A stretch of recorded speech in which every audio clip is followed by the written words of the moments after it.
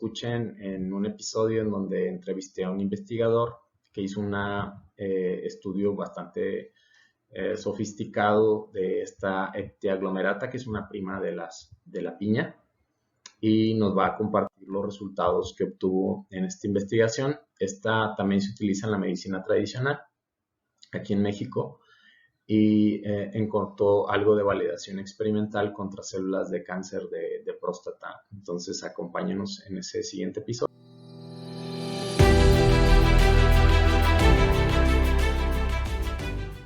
Comenzamos. Bienvenido, Tomaso. Esto es un podcast, le denominamos Descifrando el Cáncer. Entonces, donde vamos a hablar acerca de pues todo lo que tiene que ver con esta enfermedad. En este caso, nos gustaría que nos compartas sobre la investigación que realizaste con una planta que es muy parecida a la piña, es de la misma familia, y que nos cuentes qué encontraste, qué características tiene, qué cualidades tiene que le pueden ser de utilidad a las personas para saber que, de hecho, la piña y sus familiares tienen propiedades anticancerígenas. Entonces, primero que nada, me gustaría que te presentaras, que nos cuentes en dónde estás trabajando actualmente y después comenzamos con el tema, ¿no? Pues muchas gracias por la invitación. Yo me llamo Dr. Tommaso Stefani y soy egresado de la UNL, pero ahorita estoy trabajando en el Instituto de Microbiología de Praga, en República Checa. Y digamos que ahora mi proyecto se vertió un poco más a la que es la microbiología de los actinomicetos, en especial producciones de nuevos compuestos, pero también estoy trabajando en la metabolómica, en especial en metabolómicas, digamos, mirada a la búsqueda de marcadores para enfermedades como vitiligo, cáncer de colon, entre otras. Y pues sí, durante mi doctorado estuve trabajando con esta planta llamada heptiaglomerata, o como más se conoce en México, guapilla, en especial en el norte del país, creo que se consume más. Se utiliza, digamos, esta planta se conoce como un remedio natural para tratar tanto infecciones, en especial urogenitales, pero también se sabe que se utiliza, en especial en el estado de Coahuila, se utiliza para tratar el cáncer, el agua que se obtiene de las hojas o también de los frutos.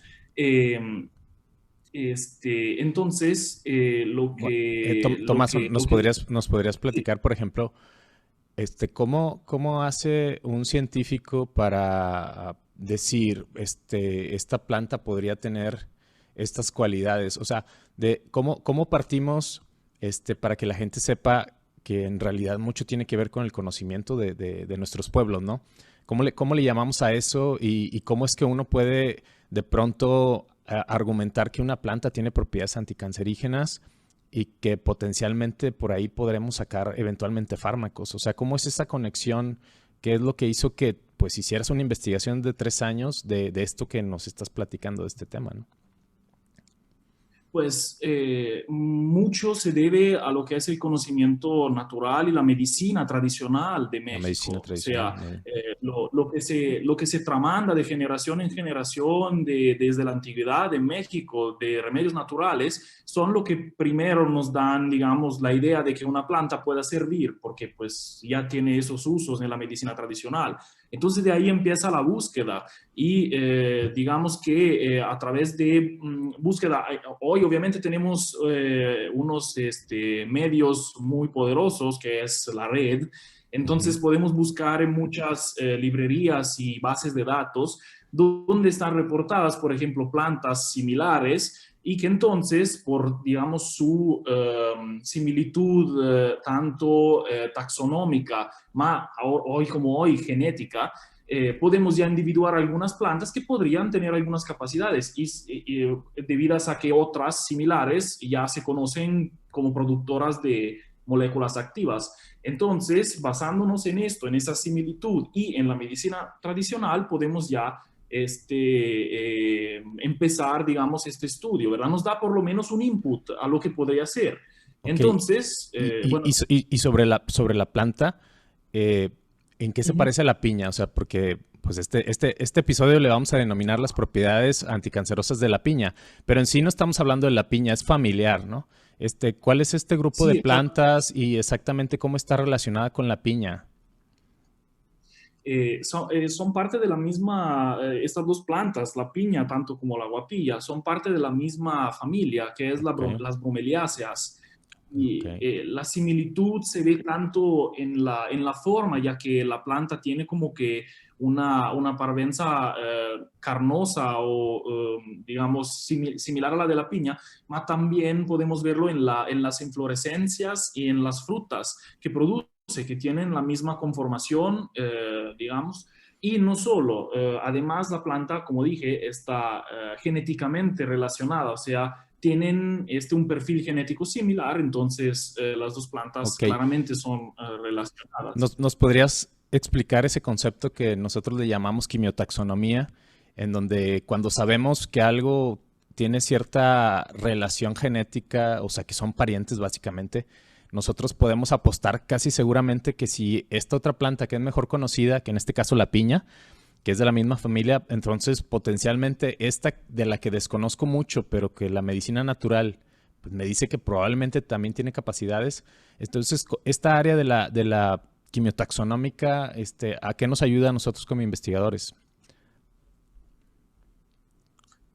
Pues nos ayuda directamente, bueno, nos ayuda a tener bueno, eh, en el sentido de que nos empuja, digamos, bueno, tenemos que tener la idea de que hay muchísimas especies de plantas que podrían ser activas. Nosotros no sabemos cuáles, ¿verdad? Ujú. Entonces, de esa forma, ok, por ejemplo, si sabemos ya que una planta produce compuestos bioactivos y ne conocemos el código genético, nosotros sabemos que en el código genético hay toda la información para la producción, que son las proteínas y de consecuencia los productos naturales. Entonces, si este código genético es similar en la mayoría de sus, digamos, composición o, como podemos decir, arreglos de bases, podemos empezar a predecir que también una planta que tiene un correo genético similar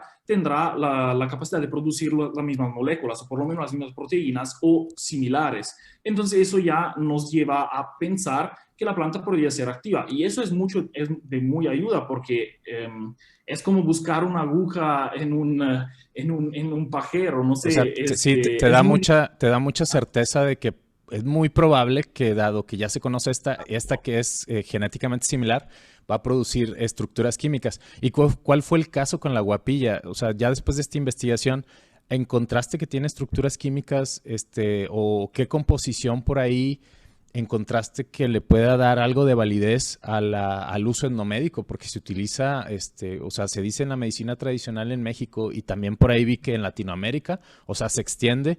Estas plantas se han utilizado en toda Latinoamérica, para combatir a los tumores. Entonces, ¿qué fue lo que te dijeron los estudios que tiene esta planta? Pues los estudios nos dijeron que la planta produce moléculas bioactivas, ya que los extractos tuvieron actividad significativa. Obviamente la planta es como a consumo diario, entonces las moléculas que contiene son puramente parte de la dieta. Entonces no son moléculas con una actividad muy fuerte, en el sentido de que, por ejemplo, cuando estamos buscando una molécula bioactiva, normalmente se buscan las que son citotóxicas.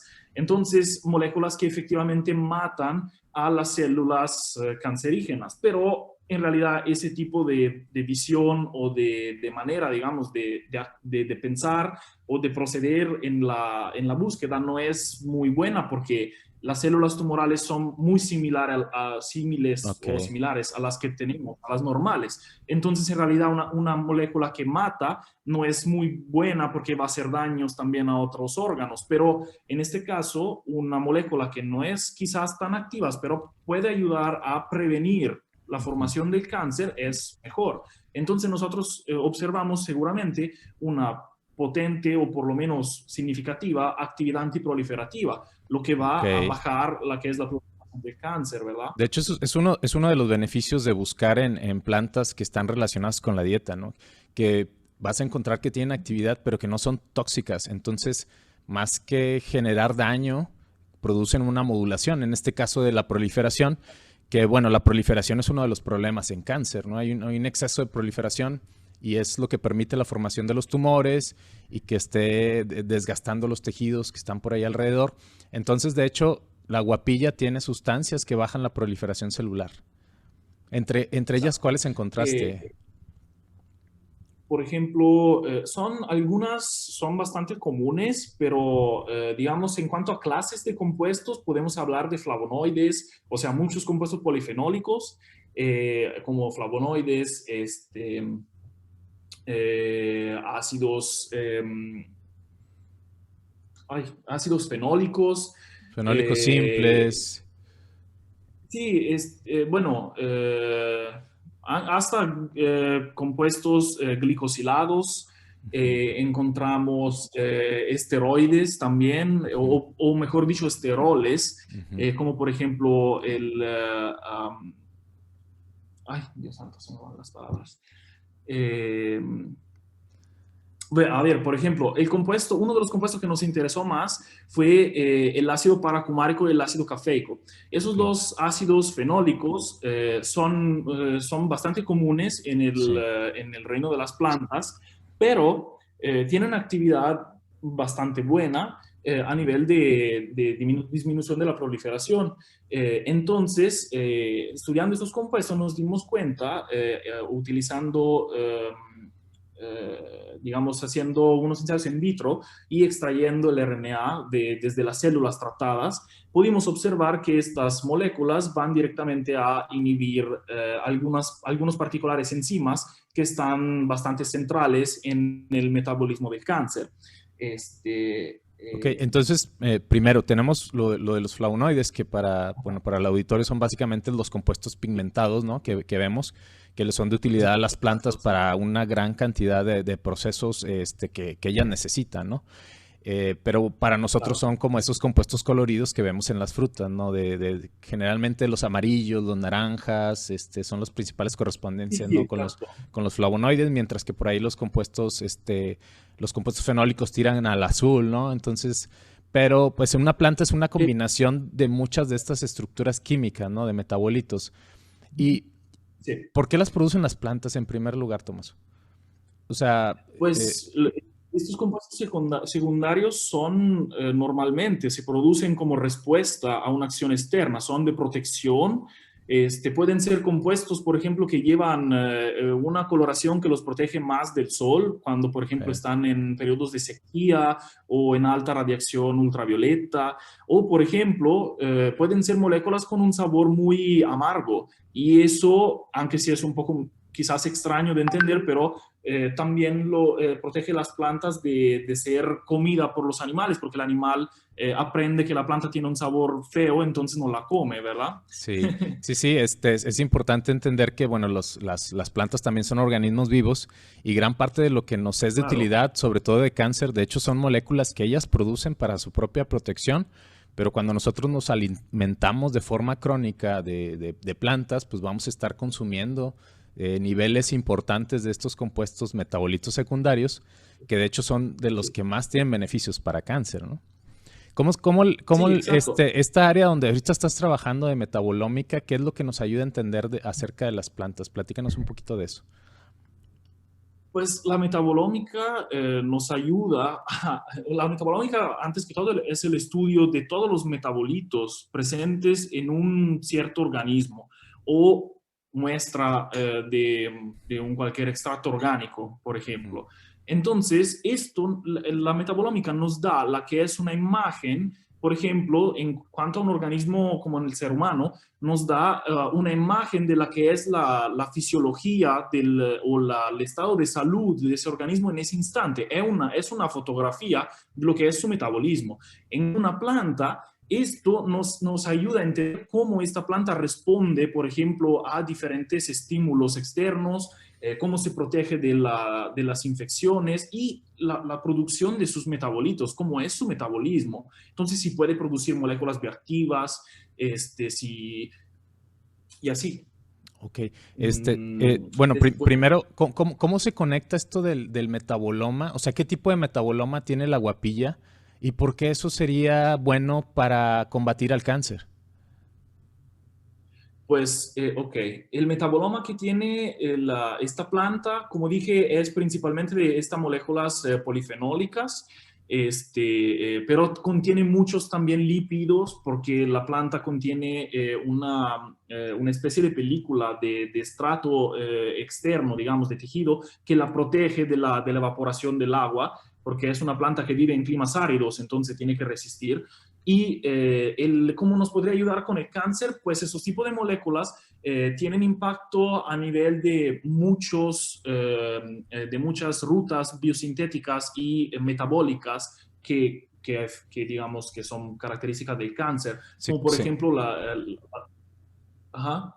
que se encuentran desreguladas, ¿no? Generalmente decimos que, o sea, sí están en las células normales, pero generalmente cáncer las utiliza de Son de, forma muy exacto, activa, ¿no? era lo porque uno de los hallmarks del cáncer es la excesiva proliferación y excesivo metabolismo. Entonces necesita, digamos, la máquina celular es mucho más activa. Entonces esos tipos de moléculas son capaces de disminuir, por ejemplo, la producción de determinados nutrientes como los ácidos grasos. Y entonces la célula necesita como que dejar tantito su proliferación excesiva y eso la regresa tantito a un estadio, digamos, más tranquilo y O no sea, tanto... podría, digo, no es que ponga palabras en tu boca, pero podríamos considerar que, por ejemplo, cuando yo como piña, las cosas que tiene la piña o la guapilla, porque también se utiliza mucho en el noreste del país, bebidas y algunas cocciones con la guapilla, básicamente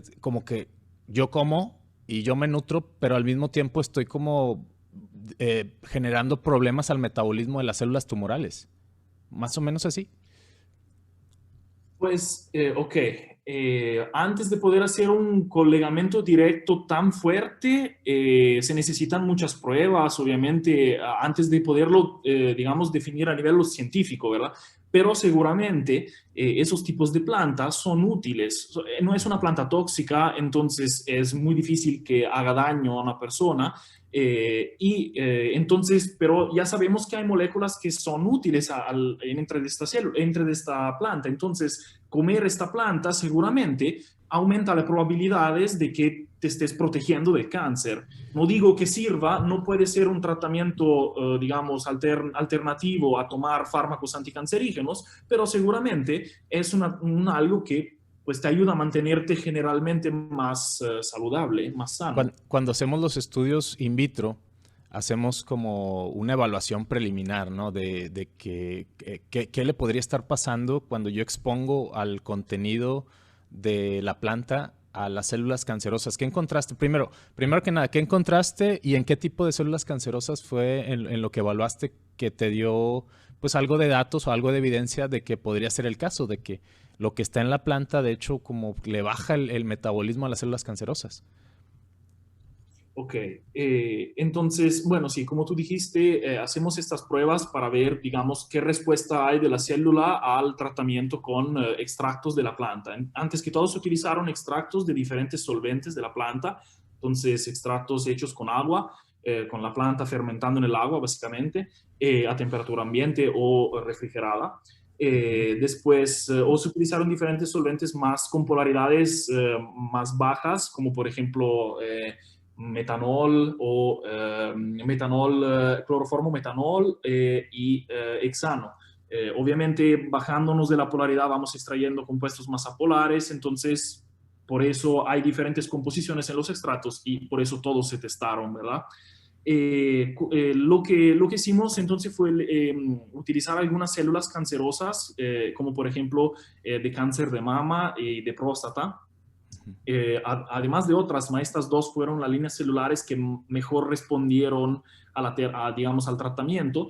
Y, digamos, esas células se cultivaron y se trataron con los extractos por un determinado periodo de tiempo, en este caso 48 horas, y después se observaron, digamos, se observó la vitalidad o la viabilidad de las células. Entonces, utilizando algunas tinciones que son metabolizadas por la célula, si la célula está viva, claro, o metabólicamente activa, digamos, hay una señal que puede ser, por ejemplo, un cambio de coloración. Y midiendo este cambio de coloración podemos observar si la célula está activamente metabolizando o si no lo está haciendo. Si no lo está haciendo, significa que su proliferación está bloqueada o está muerta o en fase de morirse.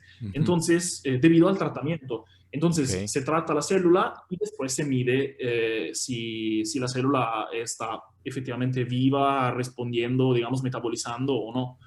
Ok, entonces eso te dice como que le está pasando, o sea, que sí hay un efecto o que no hay un efecto en base a la composición de lo que estos solventes le sacaron a la planta, ¿no? Es como una forma de sacar la mayor cantidad del contenido químico de esta planta y tenerla para forma de evaluar en in vitro, ¿no? Que es generalmente todos los fármacos pues tienen estos pasos, ¿no? Primero hay que ver qué podría estar pasando en los cultivos celulares, que son nuestros modelos de estudio de muchos tipos de neoplasia. ¿Cuáles fueron los tipos de cáncer que afectaron más, que fueron más afectados por el contenido de la guapilla? Sí, como dije, cáncer de mama y cáncer de próstata fueron los más afectados. En particular, el cáncer de próstata fue el que fue más afectado por el extracto con polaridad, digamos, medio intermedia, que era esta mezcla de metanol, cloroformo que se utilizó. Aquí hay que entender, el utilizo de esos diferentes solventes es necesario porque, apunto, el metaboloma tiene una variabilidad estructural enorme. Entonces hay moléculas que tienen una estructura mucho más similar a las grasas y moléculas que tienen muchos, digamos, son compuestos polifenólicos polioxidrilados. Entonces son muy polares y no pueden ser extraídos al mismo tiempo. Además, aunque si se pudiera extraerlos todos, no existe una técnica que los pueda analizar todos al mismo tiempo, porque es imposible al momento. Entonces se debería de fraccionar de todas formas y analizar por parte. Entonces, pues, por esto, digamos, se hizo por esto. Y el facto de que el extracto con polaridad intermedia fue el más activo nos dice ya, más o menos nos da una idea de cómo podría ser esta molécula, cómo podrían ser las moléculas que efectivamente son activas, porque tienen una polaridad que debe de caber en ese rango de solventes, ¿verdad? Ok, Tomás, y después, ¿cómo pasaríamos? Porque supe que publicaste por ahí un artículo en donde ya algunos compuestos los mediste para la actividad, o sea, que lograste hacer como unos estudios que le llamamos docking, que es de interacciones moleculares, pero aquí ya se está, como que ahí ya te acercan más a lo que es un fármaco. O sea, ¿cómo brincamos de conocer la composición química a ver los mecanismos contra el cáncer? ¿Nos puedes explicar un poquito de eso? Que también fue, creo que una de las publicaciones más recientes que tuviste. Sí, como dije, hicimos tratamientos de células con nuestros extractos y los compuestos que se piensan que son activos, porque una vez que has tratado tus células con el extracto, has observado digamos una señal, un efecto, vas buscando cuáles son digamos, las causales, ¿no? Las causas de estos efectos. Entonces, por eso se analizó el extracto activo, se fraccionó en columnas cromatográficas para separar sus componentes y esos componentes se aislaron. Una vez que aíslas algunos componentes, por ejemplo, los mayoritarios, es posible, por sus estructuras o porque ya se conocen, saber si son activos o no.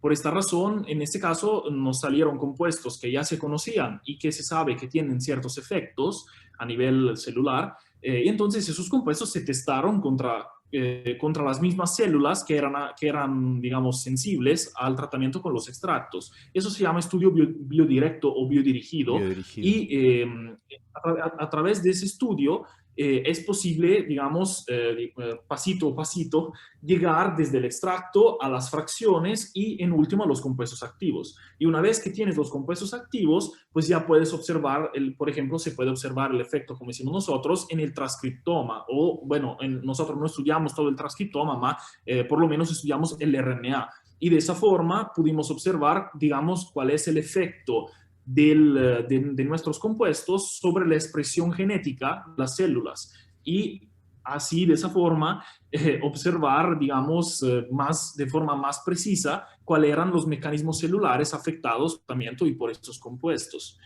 O sea que es una forma de explicar es una forma de explicar el efecto. O sea, sí, ya se vio que sí afecta la proliferación, pero este estudio a nivel genético te dice cómo es que lo está haciendo, ¿no? Te acerca a la respuesta de los mecanismos de acción que les llamamos, ¿no?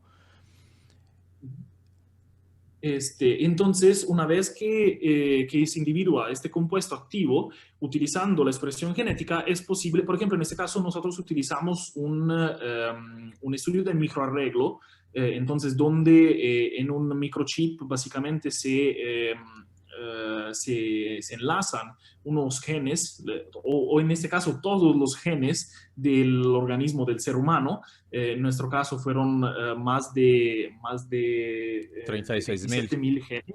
Sí, 36,000. Exacto. 36,000, exacto. Y esto es todo, básicamente todo el código genético humano. Y se pudo básicamente observar cuáles eran los genes afectados digamos, sobreexpresados o, digamos, bajo expresado por el tratamiento con el compuesto que decidimos tratar, que decidimos estudiar. Y una vez descubierto esto, podemos empezar a ver cuáles podrían ser sus targets, porque esos códigos genéticos, esos genes, están correlados o correlacionados con proteínas. Entonces, podemos empezar a prever cómo este compuesto interaccionaría con la proteína para poderla, por ejemplo, inhibir o activar, a segunda de cuál efecto observamos. Y un estudio de docking a nivel de computadora, entonces en sílico, nos consente de observar de forma digamos, digital, cómo pueden interagir el compuesto con su target, con su blanco. Estaba viendo que, o sea, uno de los estudios que seguiría es como empezamos a describir los mecanismos más a detalle, ¿no? De por qué hace estos procesos, por qué es posible que la composición química de esta planta le esté haciendo esto a las células cancerosas. Pero estaba viendo que, por ejemplo, hay otros estudios en donde les dieron a unos ratoncitos, les dieron jugo de piña por un periodo de tiempo de 3 meses y entonces les evaluaron el metabolismo de tumorcitos que les implantaron y, de hecho, encontraron una reducción de las masas tumorales. Entonces, ellos digamos que no se fueron por los mecanismos, pero en el estudio probaron que el solo hecho de la inclusión del jugo de esta familia de plantas hace que de hecho los tumores crezcan con un poquito desventajosos en estudios conocidos, ¿no? Entonces, ¿cuál crees tú que sea como entre lo que viste de los estudios moleculares, como que por qué se justifica el efecto? O sea, ¿por qué les afecta tanto a las células cancerosas algunas de la composición de estas plantas, ¿no? Que les digo, no necesariamente tú trabajaste con la piña, pero incluso con la piña, estos estudios indicaron lo mismo. O sea, es desventajoso un poco para las células cancerosas. En los mecanismos moleculares que tú encontraste, por ahí, ¿por dónde se justificaría? ¿Les afecta la respiración, la síntesis de proteínas? ¿Qué es lo que se les cae o se les dificulta a las células cancerosas? Ok, lo que encontramos nosotros fue que los componentes de la guapilla afectan la que es la fosforilación de las proteínas. En este caso nosotros encontramos, bueno, es muy general porque no es, digamos, una actividad muy específica en cuanto a que bloquea no sé, la duplicación celular o la respiración o algo en específico. Es un efecto más general porque va afectando las que son Las vías de señalización. las Sí. quinasas. ¿Cómo? Las vías de Ajá. señalización. Sí, Exacto, básicamente son todas esas como señales que están hiperactivadas en cáncer, porque cáncer tiene como un exceso de actividad en lo que pasa afuera y transmite la información hacia adentro, y entonces hay proliferación, proliferación. Entonces todo eso le llamamos como vías de señalización. Tú encontraste que de hecho afecta a las proteínas que están encargadas de estas señales. sí, exacto. Las que fosforilan otras proteínas y, digamos, hacen que siga una señal hacia la proliferación, hacia a cualquier sistema que está excesivamente activo en las células cancerígenas, cancerosas. Sí, y de hecho, por ejemplo, Este, otro estudio, Tomaso, que también revisé, por ahí en la mañana, era que sí, incluso, bueno, toda la señalización tiene que ver con la motilidad de las metástasis, ¿no? Que son de las lesiones que son, pues de hecho, muchas las responsables de las muertes por cáncer. Entonces, en otros estudios independientes, unos científicos encontraron que, bueno, toda esta vía de señalización que tuviste que está afectada impide que las metástasis se den con eficacia. Entonces, también tumbaron in sí. vivo la formación de las metástasis. Entonces, Esto confirma varias cosas, varias de los resultados que tuvimos, porque efectivamente algunos de los genes que estaban bajo regulados, o sea, bajo expresados, eran genes que efectivamente estaban involucrados en la que es la metástasis. sí. Estaban reportados ya como astas centrales para ese tipo de mecanismo. Entonces, sí, Sí, por eso ahorita me eso no acordé, me... porque, o sea, es consistente lo que encontraste en la investigación con lo que están reportando otros grupos. Y bueno, nada más para compartirle a la gente, pues mucho de la ciencia, pues necesitamos que sea reproducible, ¿no? O sea, que grupos de forma independiente en todo el mundo, pues sean consistentes nuestros resultados con los de otros pues, para decir que estamos encontrando datos que son pues, cercanos a la realidad, ¿no? Que alguien más está comprobando y que tenemos algo de validación de que nuestros datos fueron confirmados por otros grupos. Entonces todo esto, ¿cómo dirías tú? Digo, ya tratando de cerrar el tema, digamos que de lo molecular a lo práctico, entre las características que tienen la familia de las plantas de la piña, las bromeliasas, ¿cómo dirías tú en resumen que te podrían estar ayudando a prevenir el cáncer o incluso si ya hay lesiones latentes, a disminuir su progresión? Como que cuáles serían las lecciones prácticas de lo que aprendiste del estudio de esta planta, bueno, que se considera de entrada, ya la considerábamos medicinal. Tú solamente encontraste, pues, validez, ¿no? Pero ¿cuáles serían como las Ujú. cuestiones prácticas? Pues las cuestiones prácticas son ambas de las que dijiste. O sea, al mismo tiempo, el consumo de esos tipos de planta, de esta familia, nos ayudan, uno, a prevenir, porque no solo afectan las células cancerosas, más disminuyen también lo que es el metabolismo de las otras y manteniendo, digamos, una homeostasis, sí, una homeostasis celular, digamos, más normal, sí, Sí, más no disminuyen el solo. Sí, metabolismo, ¿no? Y eso es bajar la proliferación y envejecer más lento, básicamente. exacto, Y exacto. yo les platicaba Muy básicamente. en el episodio anterior eso, que mucho tiene que ver con el envejecimiento. Entonces, muchas de las cosas que son anticancerosas, pues de hecho bajan el metabolismo y hacen que envejezcas más lento. Entonces, Ujú. es consistente también con eso los resultados que tienes de la planta, ¿no? Bajar el metabolismo. Y de entre la composición Y claro, química, ¿qué fue lo que más te llamó la atención sobre cosas que no esperabas, digamos, encontrar en una familia de las piñas? O fue todo así como, o sea, ¿ya lo esperabas por la literatura o por la investigación previa? ¿O hubo algún resultado como que no veías venir? O sea, que de plano dijiste, o sea, ¿esto cómo? O sea, ¿de dónde salió esto? bueno, efectivamente la composición de la planta que se encontró fue bastante genérica, no hubo ningún compuesto extraño o, debo decir, particulares de la planta. Quizás hay algunos compuestos que observamos en el metaboloma no eran exactamente comunes, pero tampoco no son compuestos que se aislaron y que se efectivamente se identificaron y caracterizaron estructuralmente, por ejemplo, utilizando NMR, más solamente fueron identificados por bases de datos. Entonces, digamos que nos da un nivel inferior de confianza de que efectivamente esos compuestos estaban ahí. Entonces, pues en general, yo diría que la planta refleja lo que es la composición química de la piña, porque efectivamente fue el metaboloma donde me basé, digamos, más digamos, convalidar los compuestos que se encontraban en el metaboloma. Entonces, sí, digamos que se encontró una similitud bastante elevada Y con la bueno, piña. ¿comen más piña a raíz del estudio o no afectó mucho tu percepción acerca de las Pues, frutas y las piñas y eso?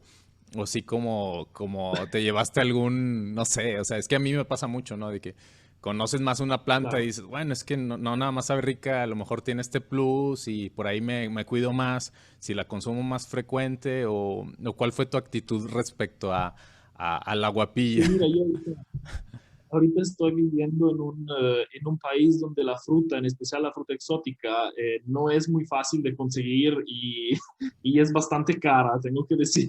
Sí, Entonces, la única piña que aquí se vende es la que está, por ejemplo, en latas mm, o entonces está ya llenada de jarabe y procesada. de azúcar añadida, entonces está procesada y no tiene mucho sentido el consumo de ese Sí, tipo de ahorita piña, que ¿verdad? mencionaste eso, digo, para los que nos escuchan, es importante saber que pues es mucho mejor consumir las frescas de temporada y lo que hay en tu región, porque muchas de las propiedades de las que hablamos, pues no son tan estables. Entonces, se va Claro. perdiendo la actividad, se descomponen las moléculas y ya no se pueden unir porque hay un reconocimiento estructural, ¿no? Entonces, esta estabilidad generalmente pues, la vamos a encontrar cuando consumimos una dieta en donde forman parte de nuestra alimentación en el día a día y pues no Claro. son tóxicas, ¿verdad? O sea, a la dosis que podemos alcanzar a través de la alimentación no podríamos esperar toxicidad o qué podrías agregar en ese sentido. No, lo único que me vendría de decir es que como la piña se consigue más con azúcar, pues cuidado porque pues si le añades más azúcar, todos los efectos benéficos que tenía de bajarle la proliferación, pues se anulan, ¿verdad? Entonces, pues hay que tenerle tantito cuidado en mantener una alimentación que sea balanceada y que no, no se le añadan azúcares y Sí, productos de procesamiento excesivos. Este, y bueno, pero creo que aquí tú eres el más experto, entonces, sí, no, de entrada sabemos que siempre que le metemos algo de procesamiento a los alimentos, pues de frutas, verduras, pues los arruinamos un poquito. Entonces es mucho mejor consumirlos, claro, tal cual nos lo dio la madre mejor, naturaleza y muchos de estos estudios, como los que Tomaso hace, pues le dan algo de validez a al conocimiento endomédico, ¿no? De que se tiene toda la cultura en Latinoamérica, que muchas de las plantas de esta familia se utilizan en la medicina tradicional. Y entonces, pues encontraste este, resultados que validan de cierta forma, parcialmente, todo este conocimiento tradicional. Y bueno, pues claro. no me queda más que agradecerte, Tomaso, por compartir con nosotros este tema de tus investigaciones. No sé si quieras darnos un dato donde te pueda contactar nuestro auditorio, algún correo electrónico, por si tienen más dudas Pues sobre el sí, tema. sí, me pueden contactar en mi correo institucional de aquí del DEPA, pero no sé si mi nombre va a ser muy sencillo de... Pero bueno, yo seguramente sí me pueden buscar en el sitio del Instituto de Microbiología de Praga, del Consejo Científico de República Checa. Me encuentran en el laboratorio de Biología de Productos Naturales de aquí del instituto, y pues ahí seguramente me pueden contactar cuando quieran.